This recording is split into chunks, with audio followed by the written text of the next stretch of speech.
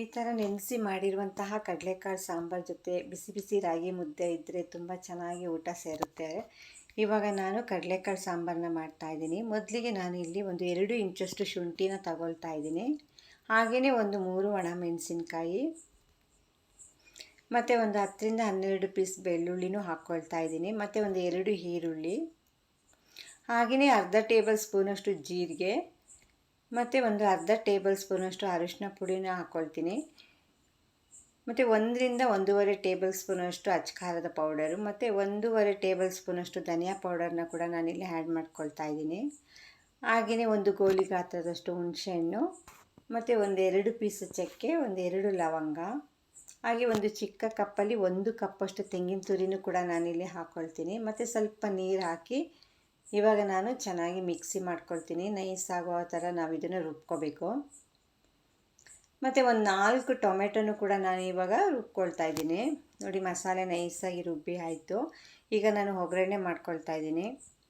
ಮೊದಲಿಗೆ ನಾನು ಇಲ್ಲಿ ಕುಕ್ಕರಲ್ಲಿ 3 ಟೇಬಲ್ ಸ್ಪೂನ್ ಆಗೋಷ್ಟು ಎಣ್ಣೆ, ಹಾಗೆಯೇ 1 ಟೇಬಲ್ ಸ್ಪೂನಷ್ಟು ಸಾಸಿವೆನ ಹಾಕ್ಕೊಳ್ತೀನಿ. ಮತ್ತು ಸ್ವಲ್ಪ ಕರಿಬೇವು. ಇದು ಫ್ರೈ ಆದಮೇಲೆ ಇವಾಗ ನಾನು ರುಬ್ಕೊಂಡಿರುವಂತಹ ಮಸಾಲೆನ ಆ್ಯಡ್ ಮಾಡ್ಕೊಳ್ತಾ ಇದ್ದೀನಿ. ಈ ಮಸಾಲೆನ ಹಾಕ್ಬಿಟ್ಟು 2 ನಿಮಿಷ ಚೆನ್ನಾಗಿ ಫ್ರೈ ಮಾಡ್ಕೋಬೇಕು. ನಾವು ಹಸಿ ಸ್ಮೆಲ್ಲೆಲ್ಲ ಹೋಗೋವರೆಗೆ ನಾವು ಚೆನ್ನಾಗಿ ಫ್ರೈ ಮಾಡ್ಕೋಬೇಕು.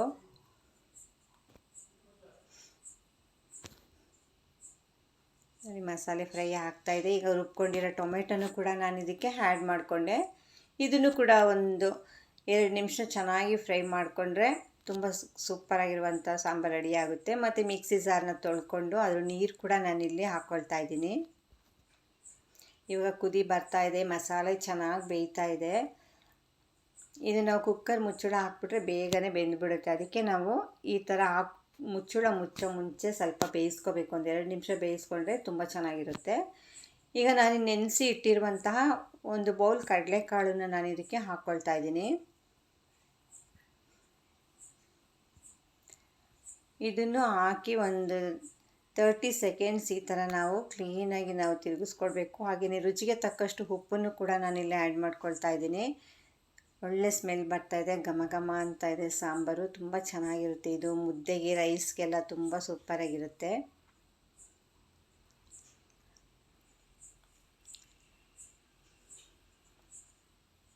ಈ ಕಾಳಿಗೆಲ್ಲ ಚೆನ್ನಾಗಿ ಮಸಾಲೆ ಹಿಡಿಯುತ್ತೆ. ಅದಕ್ಕೋಸ್ಕರ ನಾವು ಒಂದು 2 ನಿಮಿಷ ಈ ಥರ ಬೇಯಿಸ್ಕೊಳ್ಬೇಕು. ಇದಕ್ಕೆ ನಾನು ಇಲ್ಲಿ ಒಂದು 2 ಆಲೂಗೆಡ್ಡೆನೂ ಕೂಡ ನಾನಿಲ್ಲಿ ಹಾಕ್ಕೊಳ್ತಾ ಇದ್ದೀನಿ.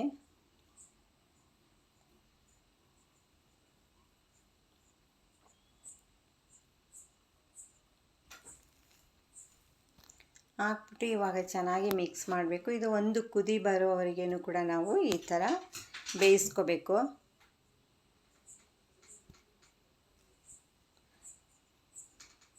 ಈಗ ನೋಡಿ, ಕುದಿ ಬರ್ತಾ ಇದೆ. ಇವಾಗ ನಾನು ಇದಕ್ಕೆ ರುಚಿಗೆ ತಕ್ಕಷ್ಟು ಉಪ್ಪನ್ನು ಕೂಡ ನಾನಿಲ್ಲಿ ಆ್ಯಡ್ ಮಾಡ್ಕೊಳ್ತಾ ಇದ್ದೀನಿ.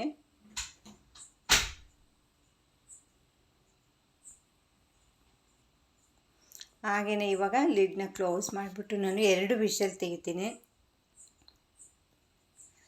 2 ವಿಷಲ್ ಬಂದರೆ ಸಾಕು. ತುಂಬ ಚೆನ್ನಾಗಿ ಇದು ಇವಾಗ ಕುಕ್ ಆಗಿರುತ್ತೆ, ಬೆಂದಿರುತ್ತೆ. ನೋಡಿ, ಇವಾಗ ಕಾಳೆಲ್ಲ ಬೆಂದಿದೆ. ಸ್ವಲ್ಪ ಲೈಟಾಗಿ ಎಣ್ಣೆನೂ ಬಿಟ್ಕೊಂಡಿದೆ ಅಲ್ವಾ. ಸ್ವಲ್ಪ ಸಾಂಬಾರು ಏನಾದರೂ ಗಟ್ಟಿ ಅನಿಸಿದರೆ ಸ್ವಲ್ಪ ನೀರು ಹಾಕ್ಕೊಳ್ಳಿ, ಬೇಕಂದರೆ, ಅಥವಾ ಬೇಡ ಅಂದರೆ ಇಲ್ಲ.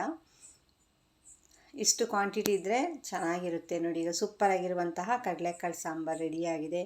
ಇದು ಎಲ್ಲದ್ರ ಜೊತೆನೂ ನಾವು ತಿನ್ಬೋದು. ಇದು ಇಡ್ಲಿ, ದೋಸೆ, ಚಪಾತಿ, ರೊಟ್ಟಿಗೂ ಸಹ ಚೆನ್ನಾಗಿರುತ್ತೆ. ಓಕೆ ಫ್ರೆಂಡ್ಸ್, ಹೀಗೆ ನನ್ನ ಚಾನಲ್ನ ನೋಡ್ತಾ ಇರಿ. ಯಾರ್ಯಾರು ನನ್ನ ಚಾನಲ್ನ ಸಬ್ಸ್ಕ್ರೈಬ್ ಮಾಡಿಲ್ಲ, ಪ್ಲೀಸ್ ಸಬ್ಸ್ಕ್ರೈಬ್ ಮಾಡಿ, ಲೈಕ್ ಮಾಡಿ, ಶೇರ್ ಮಾಡಿ. ನನ್ನ ಚಾನಲ್ ನೋಡ್ತಾ ಇರೋರಿಗೆಲ್ರಿಗೂ ತುಂಬಾ ಥ್ಯಾಂಕ್ಸ್ ಹೇಳ್ತೀನಿ. ಪುನಃ ಹೊಸ ರೆಸಿಪಿ ಜೊತೆ ಸಿಗ್ತೀನಿ. ಅಲ್ಲಿವರೆಗೂ ಥ್ಯಾಂಕ್ ಯು, ಬಾಯ್.